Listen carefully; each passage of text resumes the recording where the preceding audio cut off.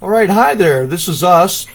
Hopefully, we have been messing with. I don't know, messing with. We've been trying to find a better way to bring this to you, so that it's more fun, and we can invite more people. So, what we have managed to do, hopefully, is invite Bob Spack. Hey, Bob. All right. Good to see you, buddy. To join us in episode number 4 of Usbecause. And Bob, I don't know if you've been following Usbecause or if you know what we're doing, but Bob, by the way, is now performing in a band called the Project Band with Frankie Piscopo and Gretchen Steinmetz and help me out here, Gene Tesla and Jack Batutek. Thank you very much. And Davey Roman on drums. And Bob, of course, on bass. And they're really good. If you get a chance, please go see the Project Band around the Beaver County and Pittsburgh area. Yeah. They're an excellent band. Playing this Thursday, right? Well, we just got bumped to Saturday, March 9th. Okay. All right. So, well, that gives more people time to mark it on their calendar. That's Saturday, right. March 9th, the Project Band with Bob Spack will be at Thursdays in Bridgewater. What time? 8 to 11. 8 to 11. Okay, that sounds good. So, We humbly ask $5. there you go. And that's, believe me, they're worth it. So, we've been talking about how we got to this position of us because we're going to be going out as a duo, and we basically have told people the reason why is nobody wants to play with me, but everybody wants to play with Dina. Something along those lines. We just can't keep a guitar player, or sometimes even bass players like yourselves, for whatever reason, have to go. He rolls his eyes. How much wine have He you had knows to why. drink? Anyway, so we are up to the point where we had joined Cousin, which is Marty Costanza, Aaron, Stefan, as you call him so lovingly. Yeah. Yes, and Marty and Mike.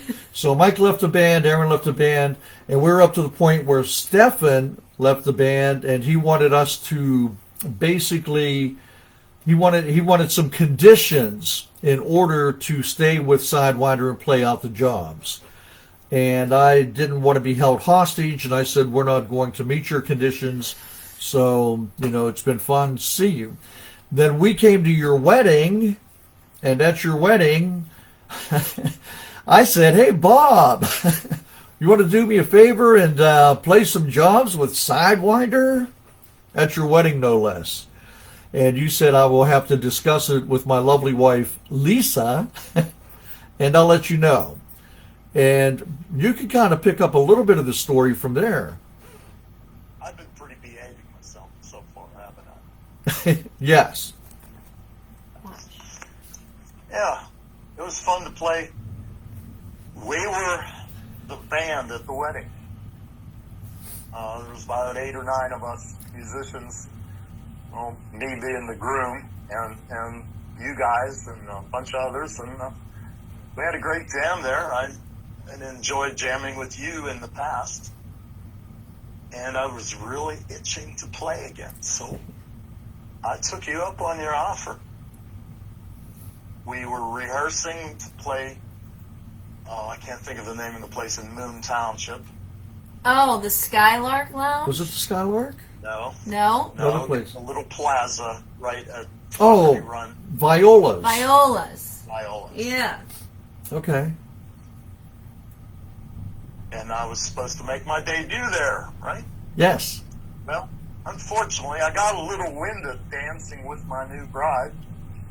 And a couple days later, I was still feeling winded. And I called the doctor's office. And they said, get down to emergency right now. I said, come on, this is not serious. They said, you ever hear of a silent heart attack? So I went to the emergency room, and they put me on the treadmill, and I failed horribly. And they strapped me down to a gurney right at that moment. and it didn't look like I was going to make my Saturday debut because I have 95% blockage in my widowmaker artery.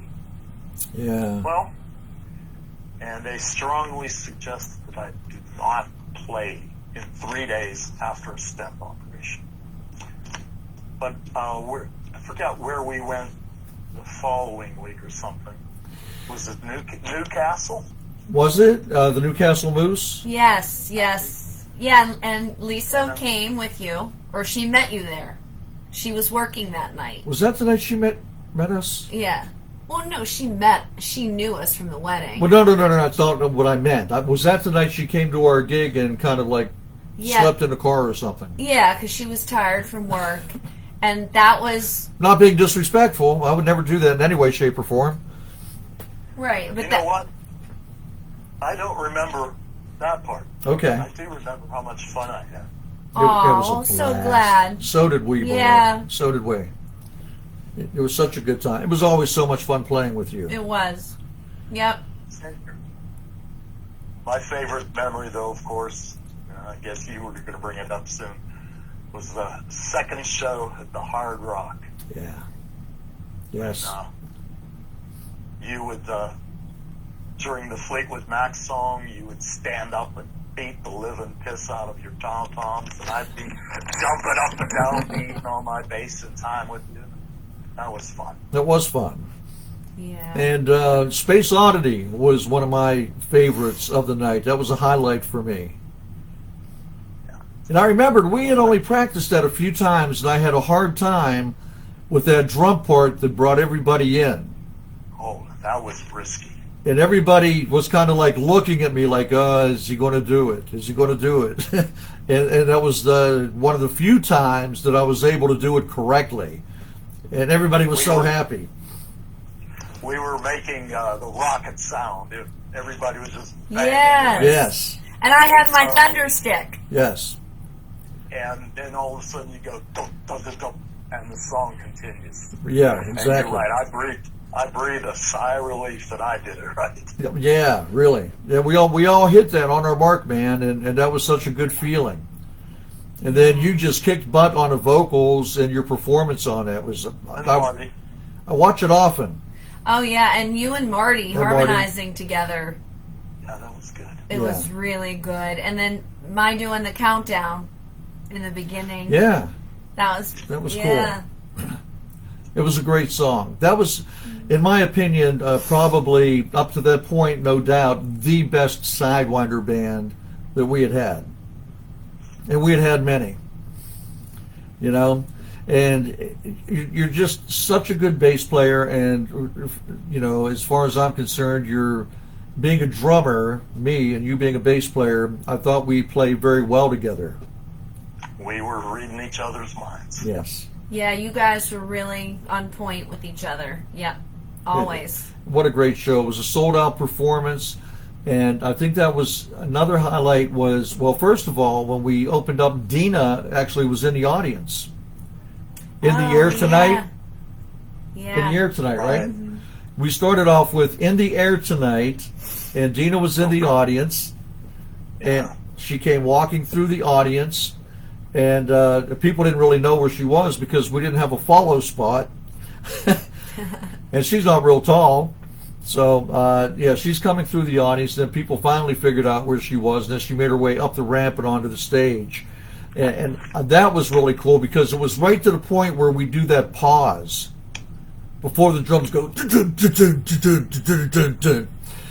Yeah. So everybody was like in mannequin stage until I did that.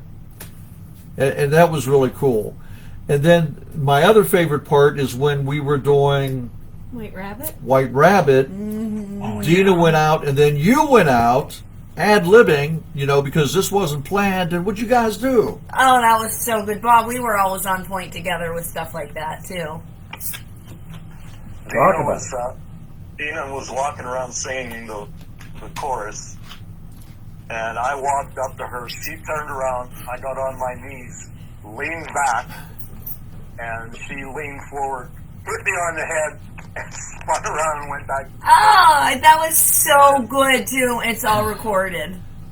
And I got to admit, it wasn't that easy to just jump up, but I got up to and headed back to the States. And never missed a beat. Finished it.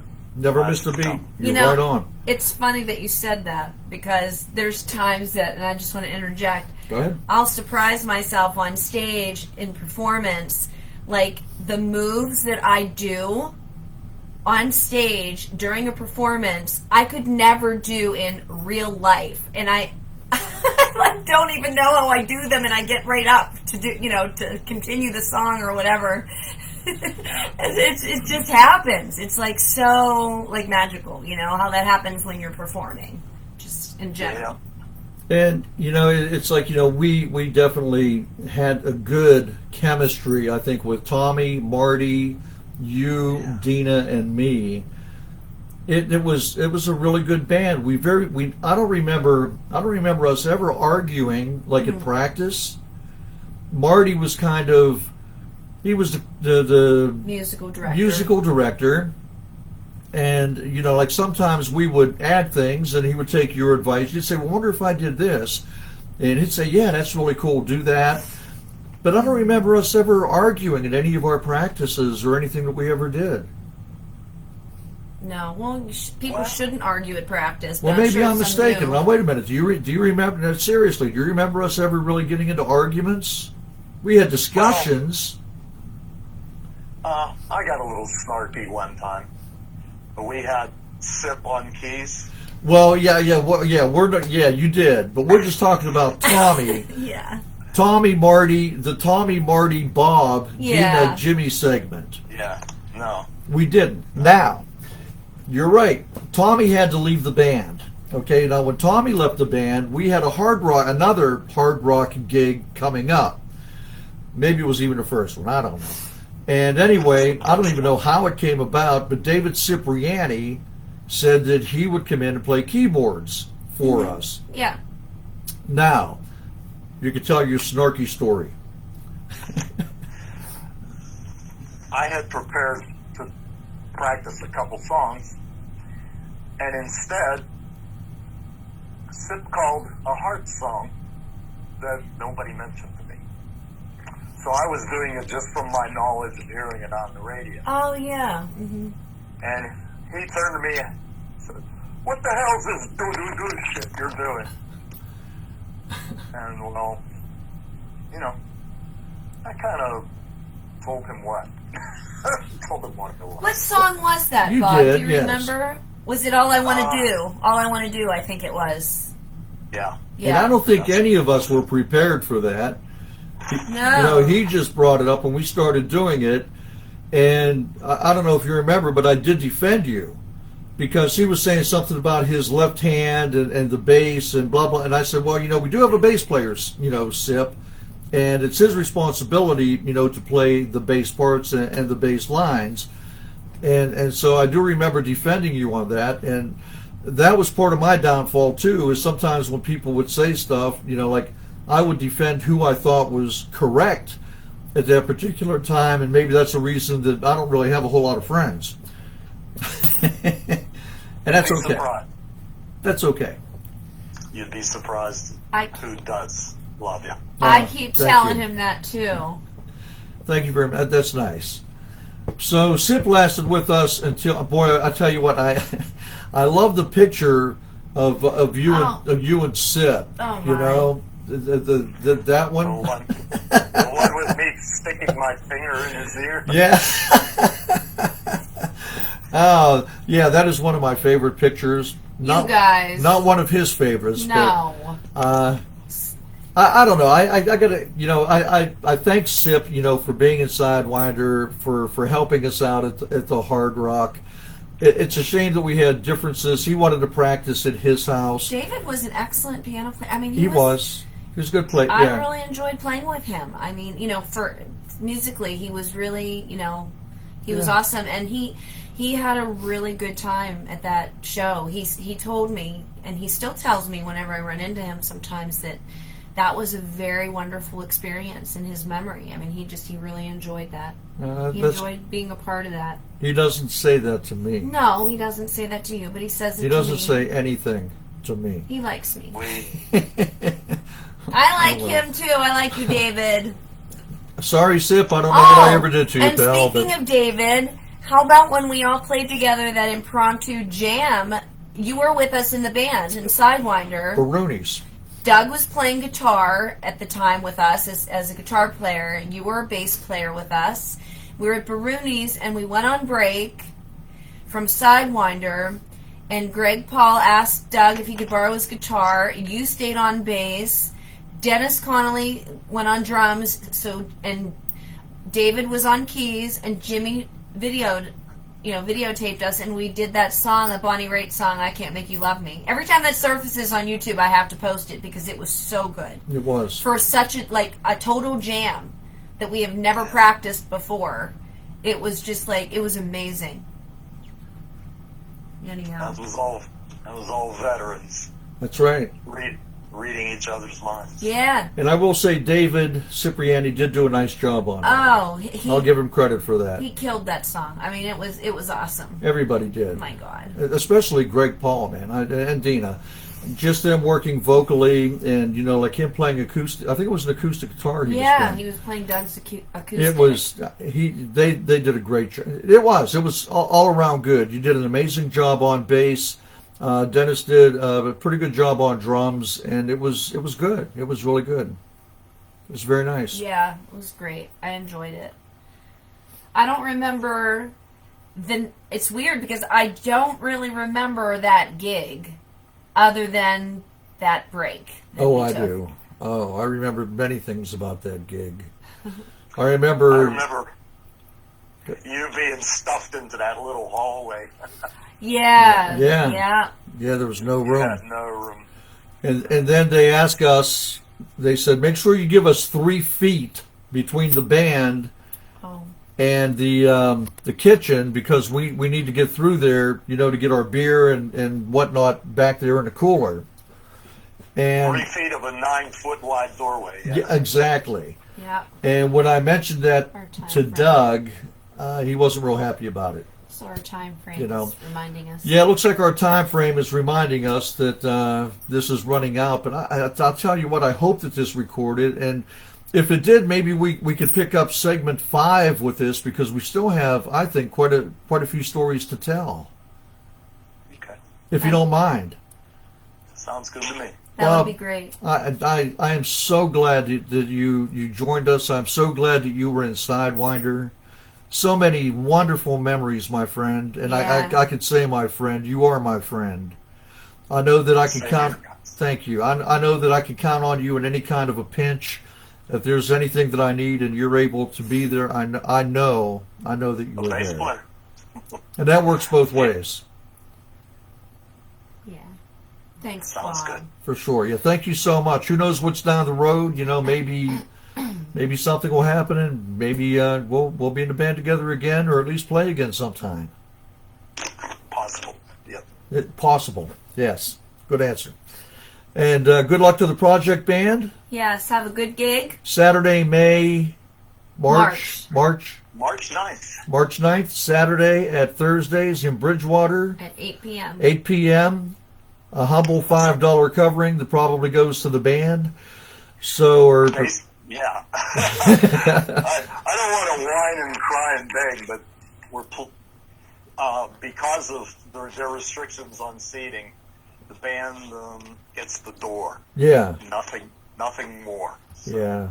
And you guys got 6 people in the band? Plus Teddy on lights and sound, 7. Oh, plus Teddy. I'm glad you brought Teddy up. He is an amazing, amazing person. Yeah. We've worked with Teddy. I was in a band called Dream Machine. And Teddy's just amazing. I don't have enough good things to say about Teddy. So, yes, exactly. So 7 people in the band. Yeah. Well, good luck to you guys. I'll tell you what, if we can, let's do it again next week or the week after, whenever you have time. And I would love to, have more stories with you and from you. Sounds good. All right, my friend. You take care. Thank you, Bob. Thanks, Bob. Bye-bye.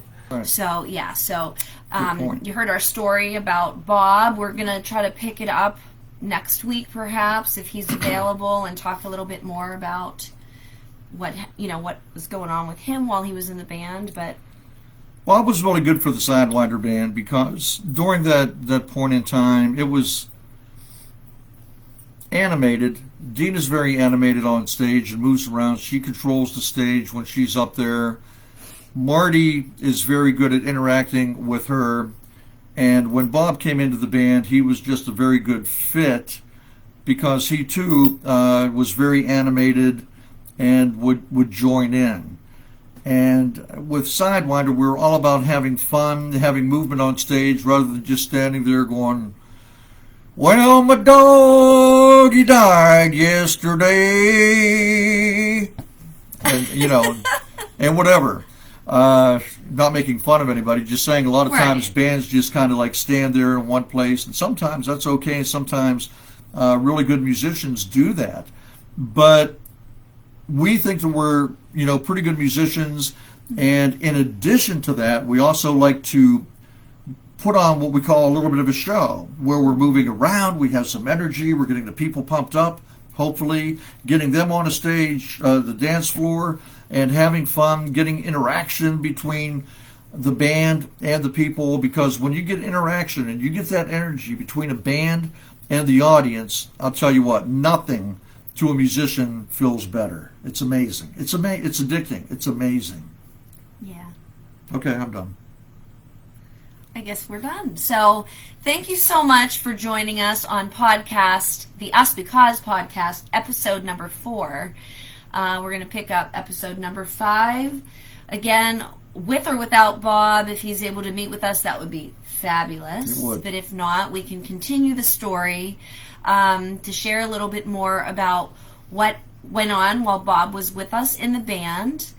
And we will continue to move on from then up into the time as we close with this segment, this series, shall I say. Leading up to us, right? Leading up to us. And then from there on, after we do that, we will have other things planned where, I think I talked about this before, we're hoping to perhaps interview some other people about their musical experiences.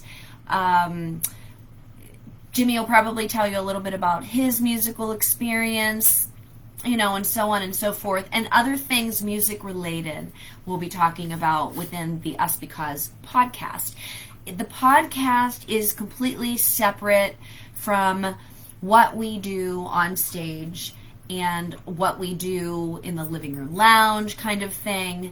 It's just something extra so that you guys, whoever takes the time out of their schedule to watch us, gets to know us a little bit better and perhaps even learn some things as we continue to move forward and talk more about music. So and learn, you know, we're going to get to the point too where you learn about what people who are in bands do on stage, what they've learned, what they think about being in a band. And I'll tell you, that runs from here to there. Yes, it runs the gamut.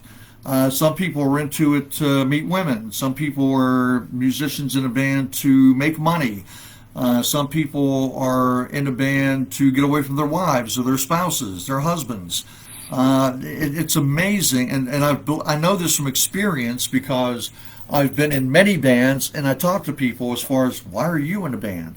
And I get a lot of different reasons, and those are a few of them, believe it or not. A lot of it is just to make other people happy, which is why I do music, and I also think why Dina does music. Mm-hmm. Not that I need to speak for her, she's right here. Yeah, I was going to ask you, I know that you do what you do in a band because you like to please other people and make other people happy, but why else do you like being in a band? Well, I enjoy playing, for one thing. I do enjoy playing. Playing drums. And I enjoy performing with other musicians. And I really enjoy performing with Dina because I think at this point, since we've been doing this for, 10 years now? Yeah. 10 years now, we've become to the point where we can almost read each other's minds as far as like where to go, what to do. If somebody makes a mistake in a song, what she and I should do, or if she picks up somewhere, I could follow her. Where if I pick up somewhere, she can follow me. And a lot of it, because of our experiences and things we've gone through, is another reason why we've come to be just us. Yeah. Because of those reasons. Us because. Us Yeah. because. That's it. So you asked me why I like to I did ask you that. be in a band and make music. So I like being in a band because I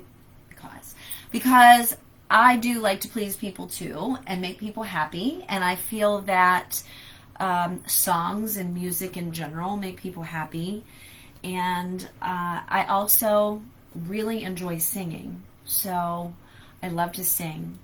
So I enjoy being in a band because it allows me to get to do what I love. I also, in addition to singing, because as Jimmy was saying, some people will just perform in one spot and play and or sing, whatever. But I love to perform. I become an entirely different person on stage. It's almost like when I perform, it's almost like cosplay for me. Because I usually wear something, that's kind of not necessarily extravagant, but the way that I dress on stage is probably a lot different than anybody else from our area that dresses on True. stage. Most people, not that I'm saying it's better or anything. What I'm saying is that most people in our area that we follow their bands just wear like their clothes that they would wear as their person, as they would always wear. For example, if they like to wear jeans, if they're a jeans wearing person. And there was a time you went through that phase. I did.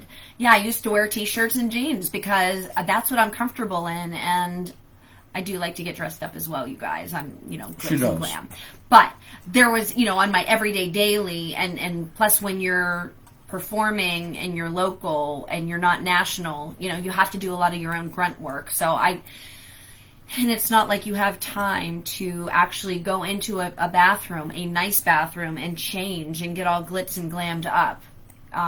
That's something that I've learned over time in the places that we perform. Sometimes the bathrooms are small and you don't have space to like spread out, and it's very uncomfortable sometimes to set up your little caboodle kit, for example, with the mirror and put your makeup on while everybody in the club is watching. I mean, because the bathroom's small. So it's like you try to get ready prior. So I did go through a stage where I would just wear like my jeans and my t-shirts and stuff. But I basically wear outfits that are like stage kind of outfits, like I love wearing tutus and things like that. And those are the kind of things that I wear on stage. And if you've come to some of our shows, you'd see that. I like to wear sequins and shiny things and just really, kind of over the top sort of stuff. But with us, with our duo, it's going to be like that as well, but it's going to be a little bit more scaled down because we're going to be doing kind of a different kind of a show. We're not going to be doing rock music necessarily. We're going to be doing some like rock. Soft rock, but I am planning on wearing, a very classy looking dresses and outfits, and maybe even, depending on where we're at, even like a gown, a sparkly gown or something like that. So I'm really excited about those kind of things. And, so I love, getting back to what I was saying, I went off on a tangent a little bit. I love to perform. I love to cosplay.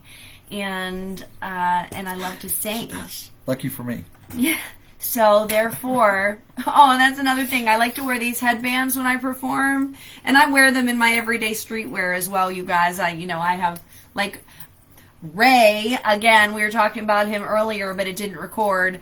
He likes to tease me, and he'll go, "Seriously, Dina?" But, I think life is too serious to take it seriously. So I like to sometimes be, like, fun and wear all kinds of fun little headbands. So, when we perform around Easter time, I have bunny ears. And when we do outdoor performances, I'm also a crafter and an artist. So I've created my own headbands, and I've made cat ears with beads and flowers. And at Christmas time, I wear little reindeer antlers. And, so just stuff like that. It's like girly and just fun. And so that's what I do. Because I love to play and I love to perform. So it's like dress up for me. It's like playing dress up. In addition, I get to express myself vocally. So, with my song. Well, she does. You guys might enjoy taking the time to sit back and relax. Grab your favorite cuppa, whether it's a cup of coffee, tea, a glass of wine, or a beer, or what have you, and sit back with a little snack and watch what we have to say. And we hope you enjoy it. And with that being said, we love you all so much. Thank you for being here with us and watching our Usbecause channel. Please subscribe to our channel and share our videos with all your friends, family, and followers whom you think might be interested in our content. We will leave the links below to our Patreon page for $3 a month and or $5 a month. Depending on what you choose, you can get different levels of our fan club to get all kinds of exclusive information and music videos and so on and so forth. We're building that page as well. So help us to do that, and we would really appreciate your support. We would. So thanks for being here, guys. We love you. Thank you. See you.